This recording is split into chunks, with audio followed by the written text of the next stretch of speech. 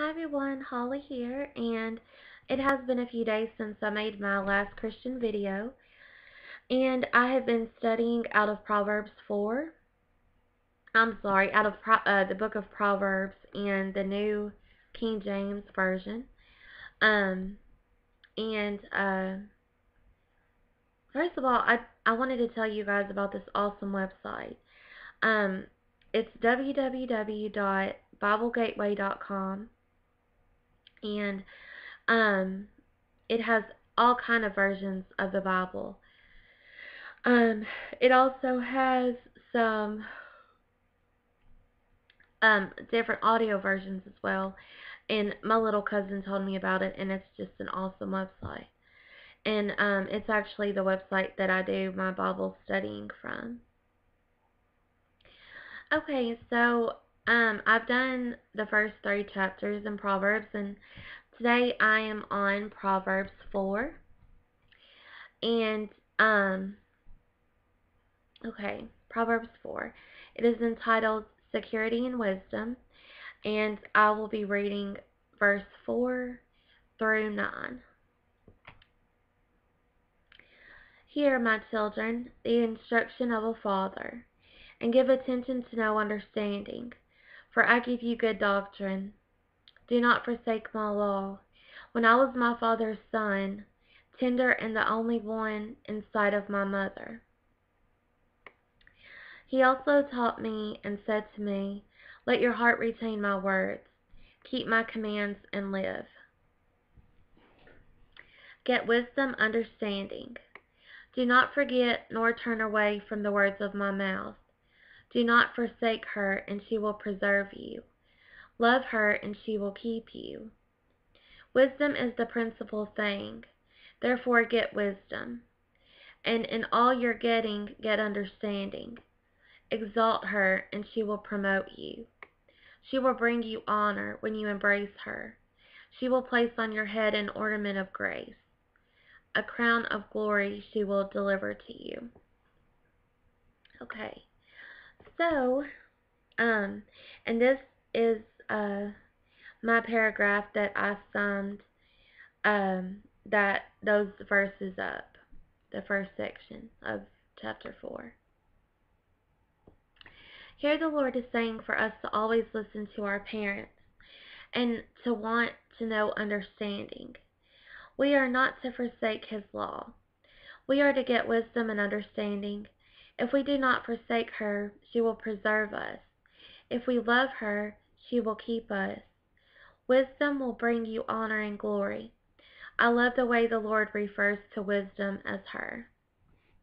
And I've said that in my past videos, that I loved the way that God did refer to certain things as her. I like that. Okay, this is verse 10 through 13 in Proverbs 4. Hear, my son, and receive my sayings, and the years of your life will be many. I have taught you in the way of wisdom. I have led you in right paths. When you walk, your steps will not be hindered, and when you run, you will not stumble. Take firm hold of instruction. Do not let go. Keep her, for she is your life. And this is how I summed those verses up. If we follow God's commands and receive His knowledge and wisdom, He will bless us with long lives. He will lead us in right paths, and when we walk, our steps will not be hindered. When we run, we will not stumble. We must take firm hold of instruction and not let go. We must keep her, for she is our life. Okay? Okay, and I want to go back, you guys, and read that verse 13 one more time. I think it's a very important verse. Take firm hold of instruction and do not let go. Let me start over. Take firm hold of instruction, do not let go. Keep her, for she is your life. That is just so important. God's commandments, God's wisdom, knowledge, instruction, in doing good. You know, that is that's gonna get. That's one of the keys to a long life as a Christian is to embrace God's teachings and His way of life, the way He wants us to live His life, and just to the best of our ability. I just think that's very important. He's going to take care of us, and our lives are not going to always be easy. I mean, to be honest, sometimes I feel like my life's a roller coaster ride, but there's just so much good out of the bad. There really, really is. It's worth it.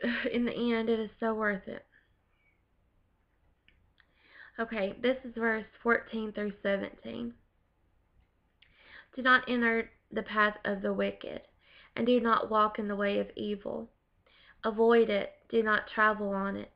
Turn away from it and pass on. For they do not sleep unless they have done evil, and their sleep is taken away unless they make someone fall. For they eat the bread of wickedness and drink the wine of violence. And this is how I summed those verses up in my own words. We are not to hang around evil people and are to avoid their road. They do not sleep unless they have done evil, and their sleep is taken away unless they hurt someone. They eat the bread of wickedness and drink the wine of violence. And this is kind of what I was thinking as I was reading it also before. Okay, as Christians, we have we have good hearts. We were blessed with good hearts. Speaking for myself, I have good intentions. I don't want to hurt anyone. But here's the thing: if you're hanging around evil people that are doing evil things, or you can pick up their bad habits. I'm not saying they can just turn your heart evil and make you necessarily think evil, but you can pick up their bad habits as far as their sins. Like, if a Christian goes to a party and there's a lot of drinking and drugs and sexual immorality going on, I mean, you could pick up their bad habits, is what I mean. And not just that, those, it could go deeper than that. If you're around evil people who are plotting against good people, or just doing people wrong in general, that is a very bad influence on you. So we need to steer far from the evil people, as Christians.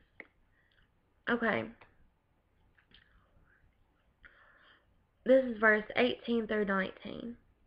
But the path of the just is like the shining sun, that shines ever brighter unto the perfect day. The way of the wicked is like darkness. They do not know what makes them stumble. And this is how I summed that up in my own words. The path of the good is like a shining sun, and it shines brighter in the perfect day. The way of the wicked is like darkness. They do not know what makes them stumble. And that is so true. And here's another thing. I try to be a good, honest person. I am a good, honest person.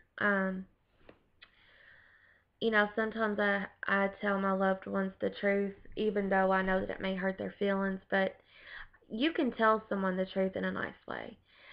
Do not surround yourself with liars who lie constantly, even over little things. Just that can also be a bad influence on you.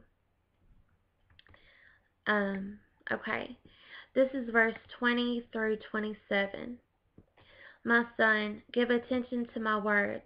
Incline your ear to my sayings. Do not let them depart from your eyes. Keep them in the midst of your heart. for they are life to those who find them, and health to their flesh. Keep your heart with all diligence, for out of it spring the issues of life.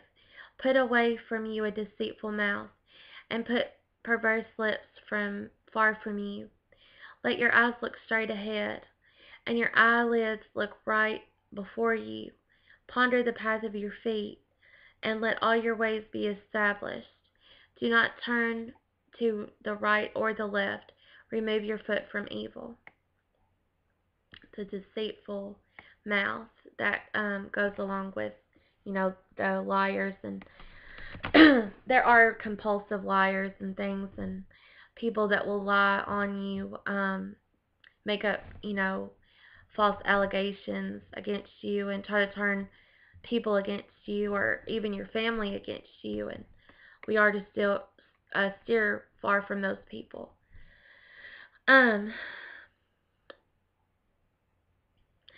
Okay. And this is how I summed those verses up, and that was 20 through 27. We are to pay attention to God's words and keep them in our hearts, because those who find them give them life and health to their flesh.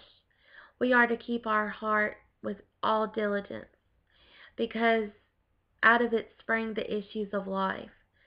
We should not have a deceitful mouth or talk pervertedly. We are to remove ourselves from evil. So, that was my Bible study and message for today. And I wanted to add one more thing in today's video. And I was watching a preacher the other day. And I'm just going to read you the paragraph because I wrote it out. I wanted to add this. I was watching a preacher the other day, and he said sin is sin, yes. But God stresses one more sin more than the others, and that is sexual immorality. All other sin is outside of the body. Sex is good, yes, between a married couple, where then it is comfortable and holy. Okay.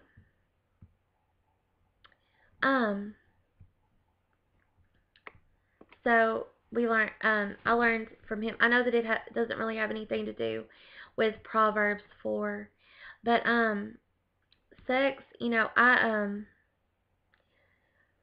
I have had the premarital sex before, and of course I'm married. I've been married over a year now and everything, and I'm a very faithful wife. I would never commit adultery, but he explained that sexual immorality, not with a married couple, between a married couple, is it's not that just that you're not married. It goes deeper than that. It's like you're not going to be entirely comfortable having sex because you're not married, and you don't have that commitment, that firm commitment that a married couple shares. And making love between a married couple is holy. It's